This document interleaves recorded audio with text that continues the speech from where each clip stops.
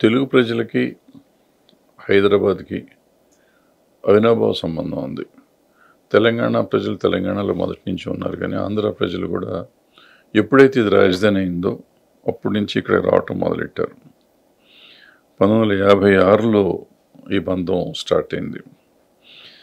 So, 1956 నుంచి ఇప్పటిదాకా ఇక్కడే ఉన్నారు.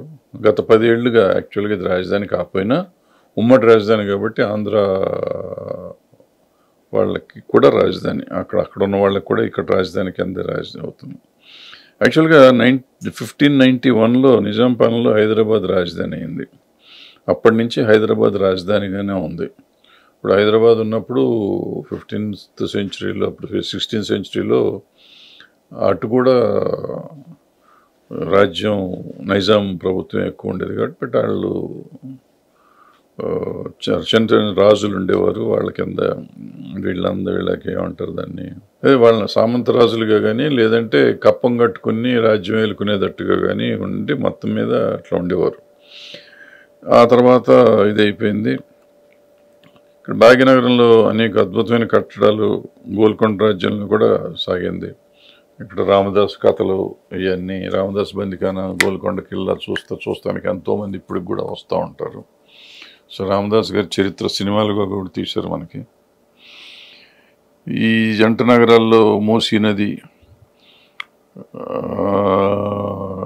ఇంపార్టెంట్ థింగ్ ఏంటంటే మూసీ నది, చార్మినార్, గోల్కొండ, సాలార్జంగ్ మ్యూజియము ఇట్లా చూసుకుంటూ పోతే అప్పట్లో మా చిన్నప్పుడైతే పబ్లిక్ గార్డెన్ కూడా అట్లాగే ఎక్కబడి చూసేవారు. గండిపేటకి వెళ్ళేవారు.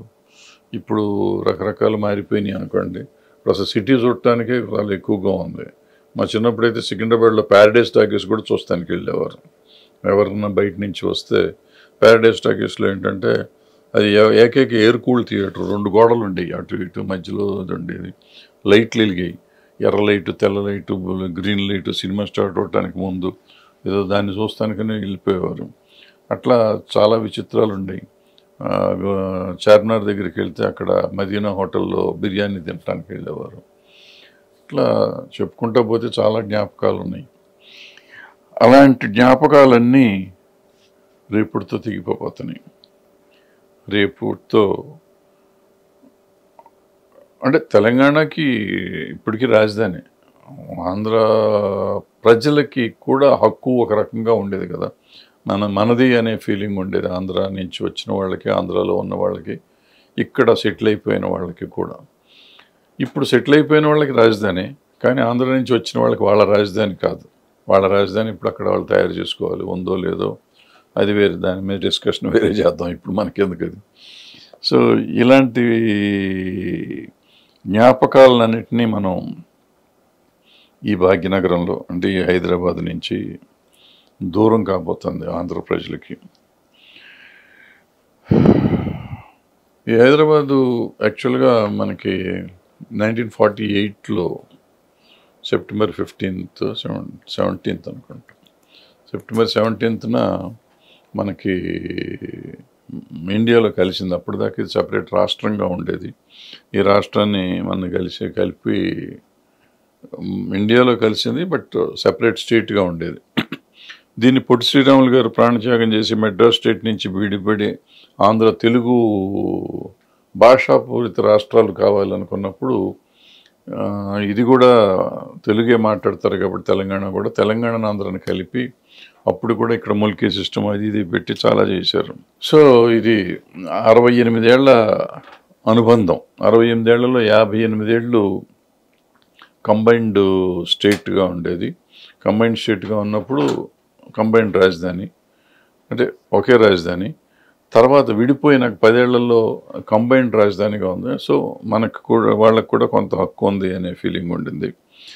దాన్ని ఇప్పుడు రేపుతో ఆ బంధం కూడా తెగిపోతుంది. సో ఏదైనా కానీ ప్రతి ఆంధ్రుడికి ఒక బంధం హైదరాబాద్తో ఉండేది. రేపటి నుంచి ఆ బంధం లేదు. నా హైదరాబాద్ అనుకుంటానికి ఎవరికి లేదు. తెలంగాణ హైదరాబాద్ తెలంగాణ, ఆంధ్ర వాళ్ళు ఎప్పుడు రాజధాని పెట్టుకుంటే అప్పుడు అది ఇప్పుడు వచ్చే ప్రభుత్వం ఏం చేస్తుందో, ఎవరిని పెట్టుకుంటారో, ఏ రాజధాని వాళ్ళకి వైజాగ్, అమరావతి, లేకపోతే అసలు పెట్టుకోరా, ఇంటింటికి రాజధాని చేస్తారా ఏమిటో తెలియదు, వాళ్ళు ఏం చేసుకుంటారో. 10 ఏళ్ళైనా అక్కడ ఏమీ చేసుకోకపోవటం దురదృష్టకరం ఒక రకంగా చెప్పాలంటే. బట్ ఇప్పుడైనా చేస్తారేమో అందరు కళ్ళు తెలిసి రాజధానిని డెవలప్ చేసుకుని రాష్ట్రాన్ని బాగు చేసుకుంటారని కోరుకుంటూ, ఏమైనా 68 ఏళ్ల అనుబంధం ఈ హైదరాబాద్తో ఉన్న తెలుగు ప్రజలకి ఒక 5 కోట్ల మందికి అనుబంధం తెగిపోతుంది రేపుడుతో.